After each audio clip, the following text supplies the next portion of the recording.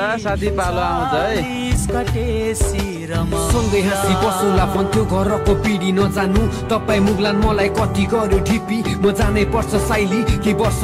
पर्खी 40 courtesy बसौला आउने छु है म फर्की सानो मायाको घर आँगनमा खेल्छन् छोरा छोरी आज टाढा भए के बो सँगै हुन्छौँ हामी भोलि सँगै घुम्न जाउँला छोरा छोरीलाई म बोकी दुःख गर्छु अहिले केवल हाम्रो भविष्यलाई सोची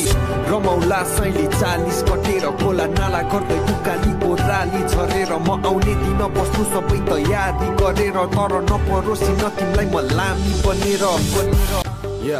कुकुरको रुवाई हुन्छ बस्दा दिनलाई गनेर मलाई नि थाहा छैन कति हुन्छ अबेला राति कहिले काहीँ उठ्छु सपनीमा झस्केर खाटको डिलमा बसेर रुन्छु तिमीलाई सम्झेर भूमि तातो कालवरी परि घुमिरहेको लाग्छ कहिले काहीँ यो शरीर फर्किन्छ मलाई आउन मनै थिएन सहायता बन्छु भन्थे तर बाध्यताले दिएन अझै याद आउँछ माछा मार्न ठुलो थुनेको तिम्रो परदेशी छिटो फर्किँदा बुढो हुने भो हुन्छ बनेर नासो बादल पारीको बाटोले खोसिदेला हाम्रो हाँसो घरको यादले होला आत्माले शरीरलाई नसमाको यहाँ न त कोही दाजुभाइ न त छिमेकी यस्तै रहेछ विदेशमा नेपालीको जिन्दगी निकै दुःख लाग्दो रहेछ कोही नहुँदा